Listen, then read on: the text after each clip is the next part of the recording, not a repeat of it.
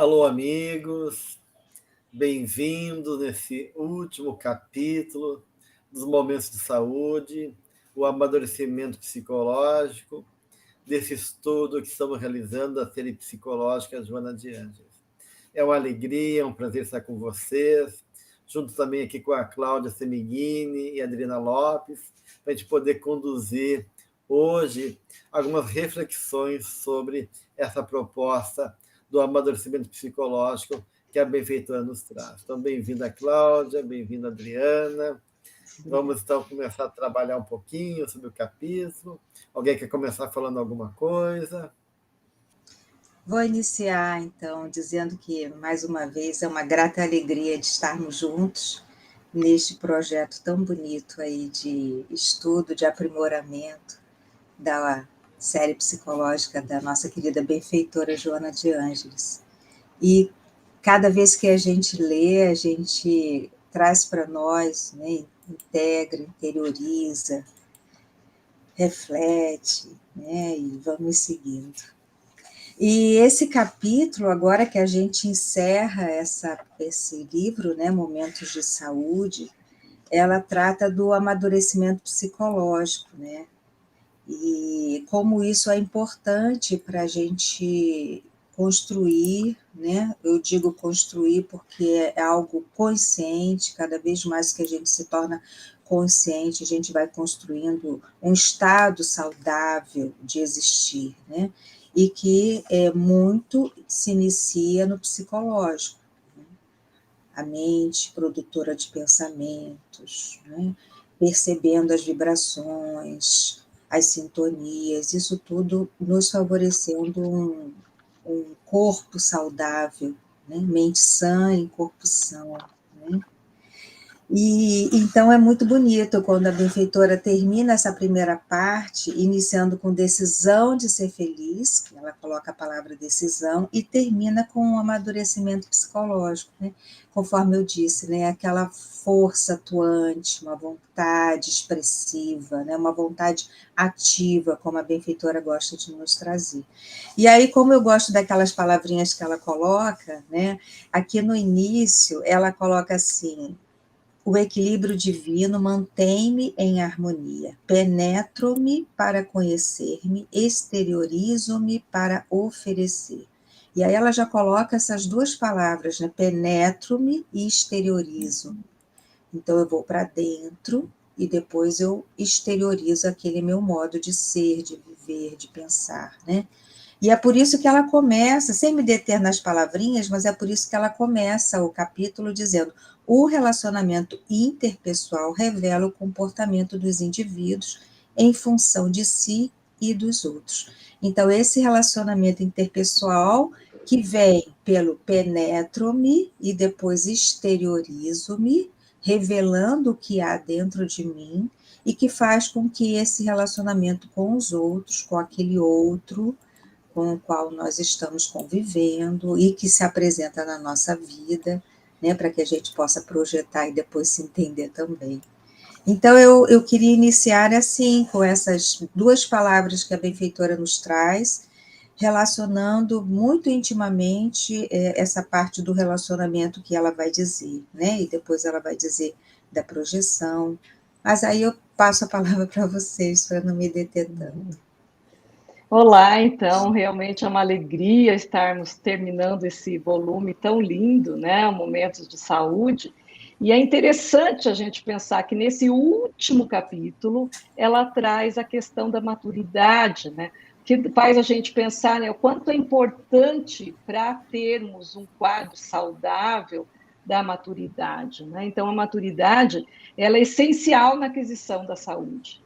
E aí, segundo essas palavrinhas-chave que a Cláudia colocou, né, esse movimento de interiorização e exteriorização. Então, eu penetro-me, né, então é um movimento de interiorização. E exteriorizo-me, vai para fora. Então, esse não lembra o coração, né, Cláudia? Tum-tum, né? Então, vai para dentro, fecha. Sístole e diástole, sístole e diástole. Então, a energia psíquica, ela precisa estar em movimento.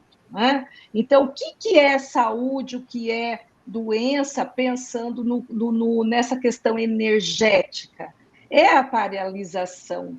Quando a energia estagna, então isso é um quadro de patologia, né? Se nós pensarmos na água parada, numa poça d'água, vai desenvolver a dengue, vai desenvolver tantos outros parasitas que vão nessa água parada criar, então, uma doença, né? Então, esse movimento, eu venho para dentro, ou seja, eu faço o autoconhecimento. Ao me conhecer, eu consigo voltar e me relacionar fora. Então, essa palavra relacionamento, ela é importante nesse processo de saúde e de doença, onde, ao me conhecer, eu conheço o meu limite e posso observar e viver sabendo que o outro tem um limite também. E aí a energia faz movimento, a energia faz vida, né? Então, a vida é movimento.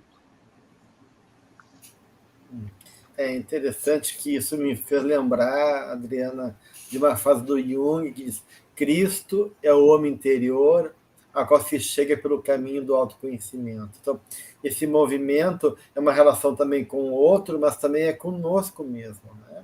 Então, porque a Joana vai colocar, né, que na medida que eu consigo encontrar, me permitir fazer esse caminho para dentro de mim, né? Que Jesus justamente inaugura isso.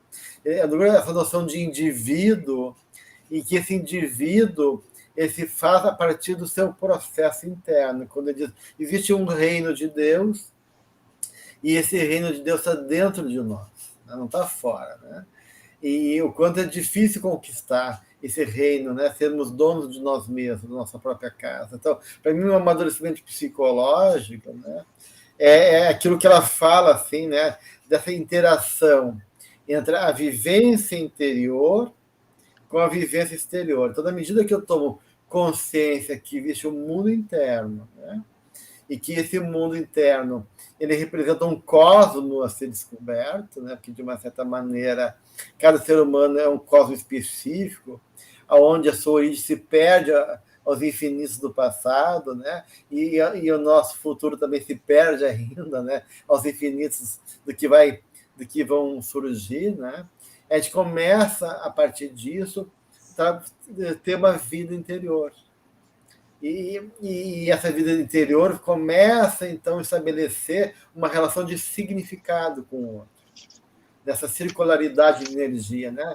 Eu circulo energia porque eu começo a fazer um caminho de compreensão, de significado, aonde eu não estou vivendo mais o que é literal da vida, o que é concreto, apenas um fato. Eu estou vivendo a partir da ótica do espírito, de um sentido maior, dessa busca de significado. E aí eu começo a compreender as relações nesse campo maior de sentido, aonde a minha vida se move, não pelo fato em si ali, mas pelo exercício espiritual que aquele fato me proporciona, ou aquele encontro que aquela pessoa me proporciona, ou que eu ofereço também para o mundo, de uma certa maneira. Aí eu começo, então, a fazer um trabalho de ter uma base psicológica mais elaborada, porque é uma pobreza psicológica, é uma pessoa que não sabe simbolizar, que não tem vida interior, né? E, ao mesmo tempo, então, eu começo a entender a realidade externa como uma vivência psicológica, como uma experiência de alma, e aí extraindo ali sentido e significado. Aí realmente começa esse amadurecimento psicológico de saúde, tanto energético como de crescimento psicológico e espiritual, enquanto expansão da nossa própria alma, né? Mas até a gente chegar lá nesse estágio, né, a gente passa por um longo caminho de amadurecimento, né? Então, eu estava há pouco lendo o livro do James Hollis, A Passagem do Meio, e ele diz 4 fases, né? A primeira fase é da infância, que é aquela fase do eixo pais-criança, ainda na construção daquela dependência grande. A segunda fase, que ele diz que é a primeira fase adulta, vai dos 12 aos 40, e é o eixo ego-mundo. onde ele vai se constituindo, e aí onde vão acontecendo as projeções, que é quando a benfeitora nos fala aqui, né, desses relacionamentos. Então, nessa primeira fase, que vai até os 40, a pessoa está nessa construção de vínculos, que se lança para o mundo, mas projeta nesse mundo e no outro aquilo que ela precisa conhecer, porque as projeções a gente sabe que é para isso, é esse espelho que a gente não reconhece em nós e que nós aos poucos vamos reconhecendo. E aí é o que a benfeitora diz, né? Nesses primeiros tentames, há uma grande preocupação com a aparência, ou seja, a construção da persona. E é importante, porque a gente precisa ter várias personas, a persona do trabalho, né, a persona social, enfim. Mas a gente não pode se perder e achar que nós somos essa persona, esse personagem, né? E é por isso que ela vai nos dizendo que à medida que nós vamos estreitando os vínculos, essa persona, essa máscara vai caindo, né? E aí a gente pode pensar que a gente vai caminhando para essa segunda fase, que é a crise da meia-idade, né? Que é a fase do envelhecimento, da terceira idade, onde a gente vai fazer o eixo ego, si mesmo, ou seja, vai voltando para dentro, como você acabou de falar, né, Gelson? E aí, nessa volta para dentro, é que a gente vai tirando todas essas personas e vai se relacionando conosco mesmo, né? Mas é interessante que ela vai dizendo assim, que esse fenômeno que a máscara cai é o resultado da aproximação que o tempo proporciona à relação. E a gente pode pensar que é da relação com o social, com aquelas pessoas que a gente convive, mas também a gente pode pensar que é a relação conosco mesmo, né? Que cada vez que a gente vai se reconhecendo cada vez mais, se integrando, né? Retirando essas personas, essas projeções, retirando as projeções e trazendo para nós, através desse autoconhecimento, as máscaras já não vão tendo mais tanta função, porque aí a gente vai mostrando esse verdadeiro eu, que é o importante, né? E aí vamos cada vez nos tornando saudáveis, porque a gente vai deixando de viver aquela falsa personalidade, aquele falso eu, e a gente vai então ao encontro desse verdadeiro eu, de fato, quem eu sou, né? Como é que eu me relaciono comigo mesmo, sem máscaras, né? Sem subterfúgio, sem postergação, né? Depois eu faço, agora não, depois eu cuido disso, não. Como é que a gente vai se relacionando cada vez mais conosco? Porque aí sim nós vamos ao caminho dessa fase saudável, plenamente saudável, que ela nos diz, né? Que é a vivência do interior com o exterior, como você mesmo diz, dessa autoaceitação.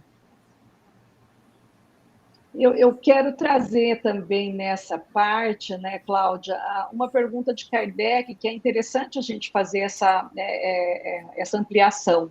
Ele pergunta na questão 780 se o progresso moral acompanha sempre o progresso intelectual. Então, é importante a gente pensar, né, se há se acompanha, né, os dois estão juntos. E a resposta é: decorrem deste, mas nem sempre o segue imediatamente, dependendo certamente a consciência da responsabilidade, que é isso que você está dizendo, né? Então, é só com o autoconhecimento que a gente vai desenvolvendo esse sentido, né, da responsabilidade e dessa possibilidade também de ir se descobrindo enquanto ser e fazendo esse amadurecimento psicológico, porque muitas vezes a pessoa é tão intelectualizada, mas ela não tem essa maturidade emocional. Então, ela tem... Aí a gente vê, né, naquela questão do QI elevadíssimo, mas o QE, que é o coeficiente emocional, não acompanha, e aí muito mais a questão da maturidade, né? Então, a maturidade, ela é conquistada com o tempo, por isso que ela fala, né? Esse fenômeno é resultado da aproximação que o tempo vai proporcionar a relação. Então, é importante esse tempo de se estar junto, de permanecer junto, a relação. Nós nascemos, né, somos gregários, nós nascemos humanos, mas nós só nos tornamos sujeito na relação. Então, eu preciso desse espelho, eu preciso desse outro para que eu possa me reconhecer enquanto ser humano. E até então eu sou um humano, não sou um sujeito da minha história. Então, eu preciso desse outro para que eu possa me construir e me descobrir e amadurecer enquanto sujeito. E, nesse sentido, Adriana, é importante a gente começar a avaliar como é que, a partir de que lugar eu vejo o outro e me vejo também, porque quanto mais a gente fica fechado nessa visão fisiológica, a Joana fala dessa consciência de sono, né? Que a gente vai, o espírito vai, ele desperta, né? Como consciência e adquire essa capacidade de ser livre, né? Ou seja, tem livre arbítrio e começa então a fazer escolhas e se responsabilizar. Então, o pensamento surge no espírito, dando possibilidade dele poder fazer escolhas e, ao mesmo tempo, então, ir se comprometendo com a vida na lei de causa e efeito.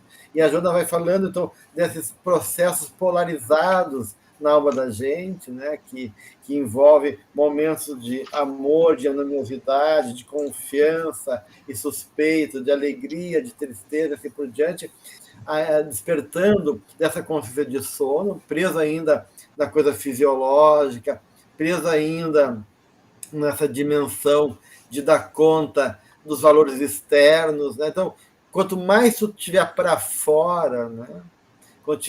Quanto mais tu tiver, de uma certa maneira, voltado para uma visão baseada na consciência coletiva, nessa persona, ou nessa questão fisiológica da vida, minha vida aqui é apenas comer, me reproduzir, dormir, e eu fico nessa roda viva, né? Não tendo consciência que o meu ser existe para além disso, né? Então, isso não tem como ter amadurecimento psicológico. Então, de uma certa maneira, tu vai, para que essa relação com o outro possa ser um campo fértil, e eu preciso, de certa maneira, quebrar essa ignorância a respeito do ser integral, né? Porque essa ignorância, ela realmente responde por muitos conflitos, gerando ansiedade, medo, incerteza, ou uma vida reativa, automática, né? Sem substancialidade, né? E fechada em mim mesmo. E aí não tem como haver essa maturidade psicológica que ela está propondo aqui. Sim, porque assim, lembrando que a Adri falou, que nós somos seres gregários, né? É a partir dessa relação de seres gregários que a gente vai se identificando e se diferenciando, né? A gente vai, inicialmente, né, os homens começaram a se proteger, a se defender, e era necessário que eles estivessem em bandos, em grupos, né? Mas nós continuamos gregários, né? A gente continua com aqueles afins, com aqueles que a gente tem sintonia, né? E preferencialmente, né? Sabemos que na família nem todos têm tanta sintonia assim, mas é em busca de uma necessidade maior, né? Mas a própria palavra relacionamento, relação, significa isso, né? Busca de uma sintonia, busca de uma identificação.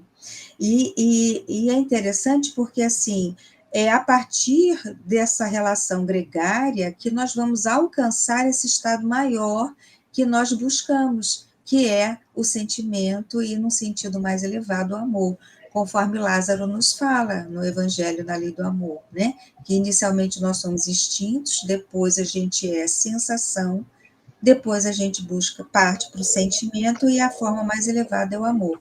E aí, quando você estava falando, já eu fiquei pensando que tipo de relacionamento, que tipo de relação que as pessoas fazem. Se elas relacionam-se com aquilo que elas têm, né? Algumas se relacionam bastante pela sensação, né? Outras bastante instintuais, né? Outras já buscam uma relação de sentimento, já exteriorizam aquilo que tem dentro, que é o sentimento, né? E a gente está a caminho desse amor com letra maiúscula, né? Mas as relações são importantes, por isso que acontecem essas polaridades que você trouxe, né? Porque é nessas polaridades, como Joana diz, que a gente vai se reconhecendo e vai, né? Se a gente não tender o equilíbrio, a gente vai somatizando, né? Provocando que essas emoções desordenadas elas se manifestem no corpo físico. O corpo físico a gente sabe que é a última parada, né, de todo esse adoecimento, quando a gente não olha, não observa, não dá atenção àquele mal-estar, aquilo tudo, aquele conflito, por fim, ele aparece no corpo para que a pessoa possa olhar. A gente sabe que a psique está no corpo também. Então, a doença, o adoecimento psíquico se revela no corpo, né? E aí, na sequência, ela vai dizer, né, que na tua ânsia de crescimento, experimenta a tua realidade íntima em confronto com a externa. E é isso que é importante, né? Se nós olharmos, o próprio Jesus, ele conseguia fazer esse movimento de interiorização e exteriorização. Então, ele mergulhava, ele tinha os momentos de interiorização dele, onde ele fazia as preces, a oração, a conexão com Deus, mas tinha os momentos que ele ia para a sociedade, tinha os momentos que ele conversava com as pessoas, ele fazia as curas, ele atendia os doentes, né, fazia as pregações, fazia a explanação do evangelho, e nesse ir e vir, ele fazia essa conexão do mundo interno com o mundo externo, né? Então, esse ser existencial, ele precisa de significado, né? E na relação, a gente vai estar desenvolvendo essa questão toda, né? E ainda ela fala, não te permitas perturbar pelos indivíduos reagentes, em que se encontram de mal com eles próprios e que vomitam o mau humor contra os demais, permanece cortês para que não esteja o seu estado bilioso a dizer como te comportares. Então, aqui é interessante que ela vai buscar lá, né, em Hipócrates, que é a teoria dos humores. Então, olha como ela vai ampliando de tal forma que quando ela fala o estado bilioso, o que ela quer dizer? Né? Quer dizer um estado colérico, um estado genioso, onde tem, segundo Hipócrates, um excesso de bilis. Então, para ele, o que seriam esses humores? 4 humores corresponderiam, né, a todo ser humano. Nós temos a bile negra, a amarelo, o sangue e o fleuma. O que é a doença para ele? E aí a gente vai ver isso presente no pensamento de Joana.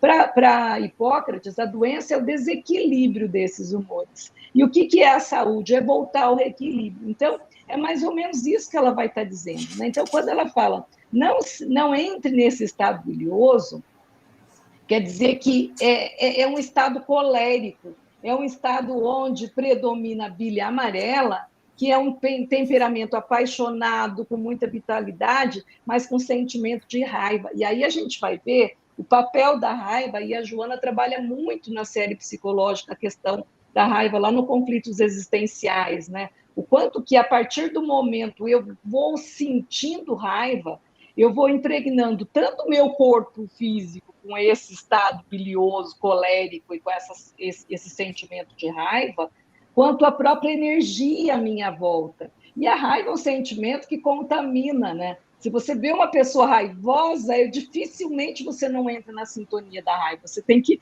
vigiar e orar muito, porque é contagioso. E aí a gente lembra, né, que a raiva é tomar veneno esperando que o outro morra. Quer dizer, a gente em estado de raiva, a gente vai adoecendo, né? Frequência, intensidade e duração. As coisas que vão fazendo o meu organismo adoecer. No encontro anterior, a gente falou sobre a compreensão, né? E esse ato de compreender o outro, de ter paciência, tolerante, reconhecer o nosso limite, o limite do outro, com um campo favorável para a fraternidade, para a transformação. E aqui ela fala que nessa relação com o outro, né, é importante a gente não ser reativo, né? E isso fala da compreensão, porque a pessoa reativa, ela não elabora, né? ela está funcionando de maneira mais instintiva, tomada por uma emoção que ela às vezes não tem consciência do que move ela, e aí a gente não age, a gente reage, como disse a Joana de Anjos, né? Então, ela propõe, né, que a gente possa realmente ser essa pessoa reflexiva. Isso ela vai falar, que a gente comentou no encontro passado, e ela vai falar várias vezes nas obras dela, do quanto a reflexão, reflexionar, é uma forma de tu poder realmente conter o conteúdo e elaborar em ti, né? Não se perturbar com o outro e nem se deixar, né, ser tomado pelas tuas necessidades emocionais, as tuas emoções mal resolvidas, sendo reativo frente à situação da vida. Então, um trabalho de poder realmente agir, e agir é um ato consciente, agir é um ato que envolve essa compreensão, uma elaboração, assimilar, elaborar, transformar e devolver de uma maneira consciente, agindo daí, uma posição lúcida, madura da minha parte, dentro, cara, dos meus limites, mas não apenas um processo inconsciente que eu revido, sem fazer consciência de mim e nem da situação que está presente. Então, esse é um trabalho bem importante que ela finaliza aqui, né? E ela traz a palavrinha, permanece cortês. Né? Eu me lembrei da frase de Chico, que eu não sei exatamente, vocês também conhecem com certeza, que diz assim: aos outros eu dou o direito de ser como são, a mim, né? Ele dizendo que para ele não dá esse direito, né? Então, é essa importância, né, da gente ter essa consciência e não se deixar impregnar por essa vibração, porque quando o outro vem de uma forma reativa, ele já está fora de si, né? Ele já perdeu o endereço de si mesmo, ele está fora de si, os complexos já o tomaram, né? Já dominaram aquele campo emocional dele, então já não é mais aquele ego centrado que está falando. O ego sai de cena e entra em ação um outro complexo que naquele momento vai atuar como uma personalidade. E então ele já está fora de si, né? E se ele está fora de si, ele está revelando o quê? E aí o que ele vai tocar em mim fora de si, né? O que ele vai provocar dessa forma vibracional, dessa sintonia? Porque ele pode provocar algo que está em mim também e que possa ser similar àquela vibração dele. Por isso que é importante a gente fechar a porta, né? O outro está fora de si, o outro vai estar batendo para entrar, e a gente fecha a porta naquela consciência que você disse, né? Construção de consciência, fazer consciente e pensar, epa, ele não está bem, né? Ele não está bem e eu posso não ficar bem, porque eu tenho também uma sombra em mim que ele vai provocar, né? Então, aí a gente lembra daquela história, orar e vigiar, né? Orar e vigiar, e se recolher, fechar essa porta, né? E aí ela diz, por tua vez, não te transforme em personalidade reatora, né? Porque, assim, ele já está reagindo a uma ação e já está reverberando em mim, e eu vou me transformar numa reatora também, e essa cadeia onde vai parar, né? Um encadeamento, né? E a gente tem, agora me veio aquela imagem, né, o chefe brigando com o funcionário chega em casa e briga com a mãe chega e briga com o filho vai e briga com o cachorro, quer dizer, uma ação em cadeia, exteriorizando aquela coisa que foi provocada, que a pessoa nem sabe o que, mas foi provocado, né? Então, por isso ela diz, não te transformes em personalidade reatora, né? Ou seja, que aquela parte sua que precisa ser elaborada se torne a personalidade central. E é ela que vai se apresentar no coletivo, né? E aí ela continua, tua ação e reação traduzem como és interiormente, como você sente, como você vê a realidade, o que se passa no seu íntimo. E é interessante porque, assim, se a gente puder pensar que nós somos transparentes, quando a gente está revelando uma emoção, um pensamento, né? Imagina se o outro pudesse ver claramente aquilo, gente, ia ser uma vergonha, não é? Isso é uma coisa bem importante, né, Cláudia? Porque cada comportamento que nós temos, né, o comportamento ele é o resultado do nível de consciência tua naquele momento, né? E quando fala nível de consciência, envolve toda a tua capacidade de compreender os recursos que tu tem e a forma de dialogar a partir dos teus recursos em relação àquele momento de vida. Então, o comportamento é a tua condição naquele momento. Se eu me comportei X, é porque tenho X realidade dentro de mim, X capacidade, X consciência, né? Se eu me comporto como Y, é que eu tenho X, Y consciência, Y recurso, limitações e assim por diante. Então, o comportamento reflete o teu estado evolutivo. E por isso que o Joana vai colocar aí que cada ação e reação nossa revela o que vai dentro do nosso íntimo. Ninguém pode se esconder realmente, né? A gente é aquilo que é e não temos como fugir disso. E ela vai insistir na importância, então, de poder realmente não desperdiçar energia, né? Se mascarando, fugindo da vida, ou querendo consertar o mundo, esquecendo de trabalhar contigo mesmo. Então, o trabalho dessa verdade interna, de sermos honestos conosco mesmo, de poder aceitar nossa pobreza interna, reconhecer limitação, se reconciliar consigo mesmo, para, de uma certa maneira, poder abraçar essas partes inferiores e poder transformá-las em possibilidades renovadas da nossa própria personalidade, né? E fazer um caminho, então, de crescimento onde eu não vou mais reagir, mas vou agir, né? Então, é um processo grande aí, né? Mas importante e fundamental para todos nós.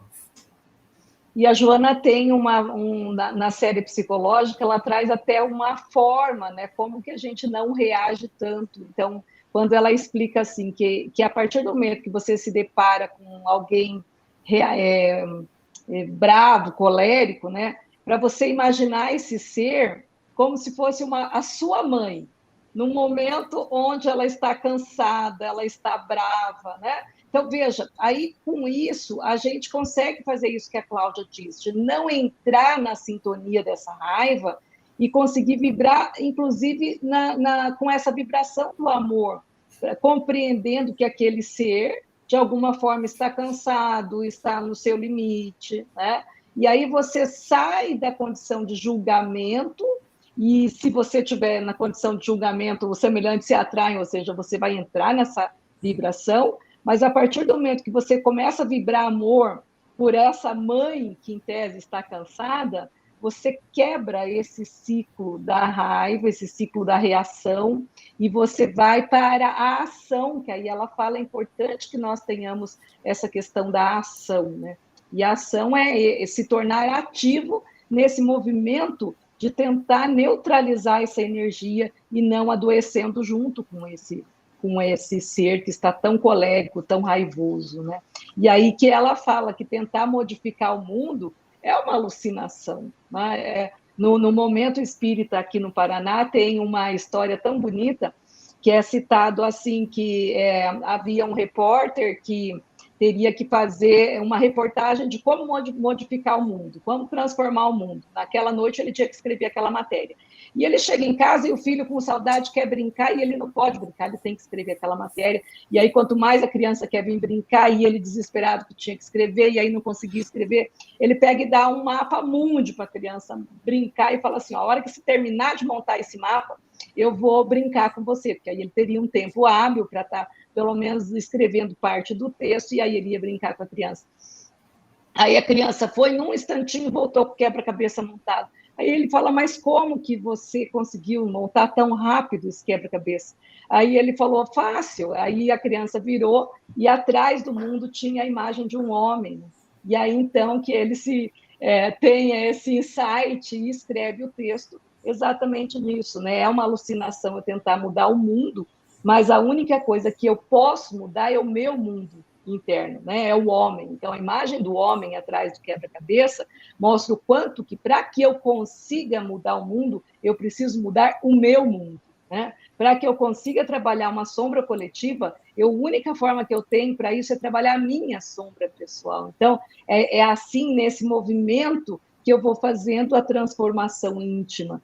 Né? Nessa relação, eu sinto onde dói, onde pega, o que é que está pegando, e aí eu faço esse movimento de amadurecimento psicológico. Né? Se eu consigo resolver a questão do homem, eu consigo resolver a questão do mundo, né, Adriana? E esse processo, ele não é uma exigência também descomunal da gente mesmo, porque a gente é herdeiro das experiências pessoais, né? Então, de certa maneira, a gente é convidado a crescer em etapas, né? Aquilo que a Cláudia falava, do amadurecimento, das etapas que o Horace coloca, que a própria Joana coloca, no Psicologia da Gratidão, da individuação. Então, cada etapa revela desafios do nosso desenvolvimento ético-moral na experiência dos pequenos valores, né? A gente vai transformando e realmente criando significados profundos para a nossa alma, para a nossa vida, né? Então, que a gente possa ter aspirações, que a gente possa ser ideal, ter ideais que nos sustentem, né? Mas que a gente possa não deixar o pequeno de lado, né? Porque geralmente são essas questões que passam despercebidas no nosso jeito de ser ou nas nossas reações, que estão ali o caráter mais importante do trabalho conosco mesmo, que vão construir a base fundamental para depois a gente realmente se tornar aquele anjo, né? Aquele espírito abnegado a servir aí para a humanidade toda e cooperar na obra do Criador. Mas para isso a gente tem que começar com esse trabalho, né, pequeno, de tomar consciência, de olhar para nós mesmos e ir consertando pouco a pouco aquilo que pertence à nossa própria realidade íntima. E essa parte que a Adri trouxe, né, que a Joana nos fala da alucinação, a gente vê bem essa parte aí, a gente pode ver como o homem aí está inflacionado, ele está se achando um Deus, sem ter condições de ser, né, de consertar e reformar o mundo, né? Então, ele está muito para fora, em oposto ao que ela vai trazer no próximo parágrafo, né, que é o aprofundamento desse eu espiritual, que é o que nós buscamos, né? Jung tem uma frase no Memórias que ele diz assim, você se refere ou não ao infinito? Né? Você se refere ou não a essa profundidade, o infinito pode ser observado, né? Traduzido como esse infinito das nossas reencarnações pretéritas e futuras, pode ser esse infinito de um mundo que tem dentro de nós, pode ser o infinito das relações, né? Amorosas, afetuosas, as relações onde a gente possa crescer junto. Então, assim, a gente se refere ou não a esse algo maior do que simplesmente olhar para o nosso próprio umbigo. Por isso, a diferenciação no parágrafo anterior, alucinação é igual à inflação do ego, e embaixo, eu espiritual, ou seja, desdobramento para o mundo, doação para o mundo, né? Nesse envolvimento nesse drama, digamos, nesse drama pessoal, espiritual nosso, onde nós temos que dar conta desse nosso caminho de ligação com Deus, com esse nosso Deus interior, e envolvendo também esse drama coletivo, né, onde as pessoas estão apartadas de si mesmas, apartadas e muito ainda aquém desse amadurecimento psicológico que a Joana nos trouxe. E assim, só para completar, eu achei tão bonita essa história que a Adriana contou para nós, né? Dessa busca aí, dessa montagem aí desse mundo com o homem no verso, e eu fiquei pensando também nesse pai que estava tentando executar um trabalho, mas que o trabalho dele poderia ser se debruçar para esse filho, para essa geração que está ainda sendo construída, né? Porque como nós falamos aqui, a infância é aquela relação, né, de dependência psíquica e emocional, né, para além da dependência mesmo financeira e tudo, de proteção. Então, essa é a geração que está sendo construída, né? Então, essa alucinação de construção de um mundo, ela está, ao contrário, a gente pode fazer versus construção desse mundo que está por vir, né? Que está ainda na tenra idade. Oi? Desculpa. Do vir a ser. No vir a ser, Então, e esse é que é o bonito, né? A gente se dedicar. E aí, lembrando do início, quando a Joana fala assim, amadurecimento psicológico e nos traz o relacionamento interpessoal, quanto cada vez mais a gente vai vendo a importância de estar com a família, estar com os amigos, estar naqueles pequenos momentos, tomar um café no meio da tarde, né? Enfim, tantas coisas simples e bonitas que a gente possa estar construindo aí, marcas importantes para esse porvir. Não, tenho no livro Vidas, Desafios e Soluções, ela vai falar um pouquinho de amadurecimento psicológico. Então, ela diz, né, que quando o amadurecimento, esse estado, né, se referindo ao amadurecimento, é saudável, se estabelece no ser, ele experimenta harmonia em relação à situação no qual se encontre. Na multidão, ele experimenta o prazer do convívio com os outros, de ser útil, de receber e de dar atenção às manifestações da vida. Quando a sós, preenche todos os seus estados com as atividades e pensamentos enriquecedores, não se sentindo solitário, embora esteja desacompanhado. Sua mente é sempre a sua companheira, ou a compensar o que experimenta com a emoção de viver. Então, é isso que é bonito, né? Então, quando ele está sozinho, ele não está solitário, porque ele está num trabalho mesmo sem pessoas. E a partir do momento que ele está fora, que ele está no grupo, ele tem esse prazer com o convívio com o outro, esses momentos ricos da troca, pequenos momentos que são grandes momentos, né? Às vezes a pessoa quer tanto grandes momentos, isso é a coisa da alucinação da própria inflação, mas é no pequeno, né? O Valéry fala da importância do detalhe, né? Então, os detalhes são importantes na vida, e a gente, nessa correria frenética, a gente perde a riqueza do detalhe. Com certeza, Adriana, acho que é bem importante isso, né? E esse detalhe, para mim, é a questão do cuidado, né? Plotino diz, o segredo da beleza está no detalhe, e para a gente estar atento ao detalhe, a gente tem que ser cuidadoso, né? Então, juntando isso que a Cláudia falou, né, do compartilhado, conviver com, né, e do detalhe da beleza, né, é o ser cuidadoso, né, e de uma certa maneira, isso me lembra aquela palavra respeito, que respeito vem de respectare, né, respectare, expectare é olhar, então respeitar é olhar novamente, um olhar cuidadoso com o olho do coração, né? Não o olho da mente. Então, de novo, não reagir é esse cuidado respeitoso, né? Então, eu vou olhar de novo com o olhar do coração, né?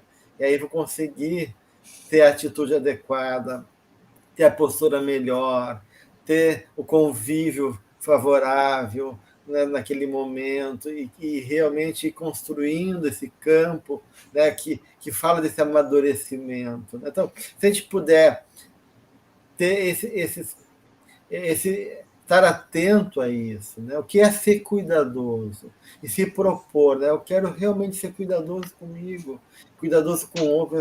Isso já oferece uma engrenagem operacional fantástico para esse amadurecimento psicológico e para para a ampliação do meu ser, ainda mais no meu ser amoroso, né? Enquanto recursos que habitam dentro de mim, eu que desconheço. Então, e a gente atropela, né, o outro, atropela nós mesmos, não se tem os detalhes, e a gente não consegue compreender o que se passa, nem com a gente, com o outro, e a gente vê um mundo aí atormentado, as pessoas correndo, as pessoas querendo ser amadas, mas jogando no movimento de ódio, de incompreensão, esse mundo perdido, e as pessoas buscando um lugar errado. Por quê? Porque não tem não estão atentas, né? E não fazem consciência desse cuidado necessário. Então, a gente está muito descuidado na nossa forma de ser, de agir conosco mesmo e com o outro, né? Então, essa proposta de amadurecimento que a benfeitora está trazendo é se voltar de novo para nós, né? Não vamos querer consertar o mundo ou criticar o outro, ou é isso, aquilo.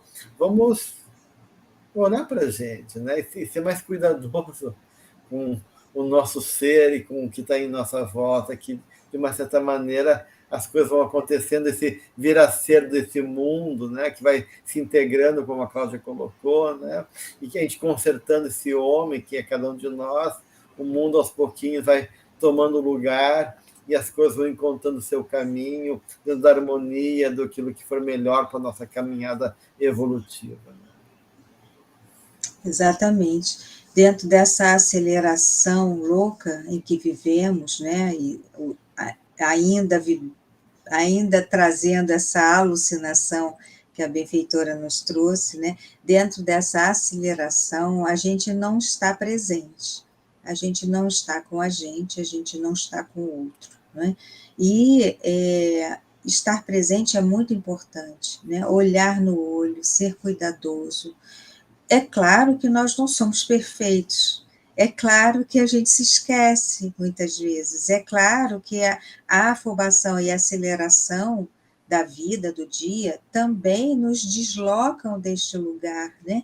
Mas é importante, como você falou, a gente estar atento, a gente se propor, hoje estarei mais presente, presente comigo, presente nas coisas que faço, eu estarei mais cuidadoso comigo, cuidadoso cuidadoso nas coisas básicas que eu preciso viver, né? No descanso, na alimentação, enfim. E aí, voltando novamente para esse relacionamento interpessoal, a gente pensa assim, muitas pessoas vivem mundos apartados. Lá fora, bela viola. Dentro da família, pão borolento, né? Utilizando essa expressão. Dentro da família, dentro de casa, é sem verniz, sem tato, sem cuidado, né? Então, é mais uma coisa que a Joana nos faz refletir. Esse relacionamento interpessoal dentro de casa, como nós estamos agindo com aqueles que estão dentro de casa. A gente está sendo cuidadoso, como volto na historinha, como esse pai que estava tão afobado, tendo que cumprir lá o trabalho, mas sem olhar para aquele miudinho que estava pedindo a atenção dele, né? Pai, brinca comigo, pai, fica comigo, pai, olha para mim, né? Então, mais um viés que a gente usa, né, que a Joana nos traz, não só a persona que está lá no coletivo se mostrando, né, como uma personalidade falsa, um falso eu, mas também que falta de tato e de cuidado, né? Parece que as pessoas chegam em casa, arrancam aquela persona e mostram aquela pessoa totalmente sem cuidado, sem carinho, né? Sem atenção. Então, mais uma vez, a Joana nos faz pensar nesse relacionamento dentro e fora, fora de casa, dentro de casa. No momento de consciência, ela traz alguns exemplos de maturidade psicológica, né? Nesse contexto tão agressivo. Então, ela fala que o Pasteur, né, ele combatido, prosseguiu até culminar na descoberta dos micróbios, da profilaxia da raiva, do carbúnculo e, em geral, de todas as doenças contagiosas. Kepler, perseguido, insistiu até apresentar uma teoria do planeta Marte e formular outras leis que passaram a honrar-lhe o nome. Hansen aprofundou a sonda da pesquisa até isolar o bacilo da lepra e salvar milhões de vidas. Copérnico demonstrou o duplo movimento dos planetas sobre si mesmos e o sistema heliocêntrico, pagando com um alto preço a audácia da consciência. E o casal Curie entregou-lhe as experiências que abriram nos novos horizontes para o conhecimento de materiais radioativos. Então, todas essas pessoas tiveram num contexto agressivo, onde foram combatidos, onde foram até perseguidos, né? O Copérnico, né, pagou um preço altíssimo ali no fim da vida dele, com essa teoria, e aí no leito de morte, ele falou, porém, ela gira, né, que ele teve que abdicar de todo o conhecimento que ele tinha produzido, porque senão ele seria morto, e aí no leito de morte ele falou, porém, ela gira, ou seja, a terra que gira, né? Então, olha que bonito isso, né? Então, grandes homens na história que foram combatidos por essa sombra coletiva, mas que souberam honrar, graças a quê? Graças à maturidade, né? A maturidade psicológica, trazendo a responsabilidade de uma tarefa, né? Fiel a um objetivo, uma questão, e souberam ter essa paciência, o tempo, saber que o próprio contexto ia levar um tempo para assimilar esses novos conhecimentos, mas que gradativamente conseguiram, né, mudar a história. Se a gente pegar todos eles, trouxeram, né, um antes e um depois. Né? Então, muito, muito bonita essa construção histórica que ela faz no momento de consciência. Uhum. E para finalizar nosso encontro, eu acho importante, né, ela fazer menção a Jesus, aqui, que ela, no final do capítulo, né, ela fala de Jesus, que ela volta a essa ideia de equilíbrio, né, de lidar com o equilíbrio em cada momento da vida, que, de um lado, ele nunca se amesquinhou, né, nunca se deixou enfraquecer, se perturbar diante do poderio, né, das classes dominantes da época, né, mas também nunca foi prepotente diante do sofrimento e do povo, né, com suas limitações, ou das pessoas fracas e sofredoras. Então, ele realmente se manteve nessa postura equilibrada, né?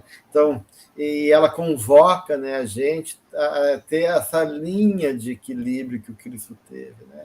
Entre o nosso estado interno, né, e a atitude adequada para o exterior. Né? Então, buscando esse equilíbrio dentro de nós, para que podermos ter esse equilíbrio fora e agir de conformidade com aquilo que a alma necessita, né? Ou aquilo que realmente é o mais importante do ponto de vista do crescimento, ou dos valores que a gente busca enquanto caminhada espiritual. Né? Então, ele é o nosso modelo de Joana aqui, né? Modelo em todos os aspectos, ela comenta aqui para todos nós, dessa maturidade psicológica. E, com certeza, né, ele é o nosso futuro. Né? A gente falava... Então, talvez a gente não tenha a maturidade ainda do Cristo, né? Mas se a gente buscar a maturidade possível dentro dessa consciência, de maneira cuidadosa e lúcida, a gente está caminhando em direção a esse arquétipo do homem integral, né? O Jesus como modelo do caminho, ele nos mostrou um caminho, e ele mesmo é o exemplo de onde vai se chegar com esse caminho, que é justamente essa condição que, como diz o Jung, todos nós podemos ser Cristo. Né? E esse caminho para o Cristo se faz através da jornada interior, desse trabalho conosco mesmo, desse caminho de descoberta, desse compromisso de mudar nós mesmos, antes de querer mudar o mundo. Né? Então, esse é realmente a atitude madura, né, do indivíduo que quer realmente se colocar nesse lugar de maturidade, né? Assumir o compromisso de honrar a mim mesmo e dar conta das minhas próprias condições, da minha própria natureza. Né? É um magnífico espelho, né? Magnífico, magnânimo espelho, em que a gente pode, sim, se projetar, né, de uma forma positiva para que ele possa reverberar essas qualidades, essas potências em nós, né, esse espelho magnífico.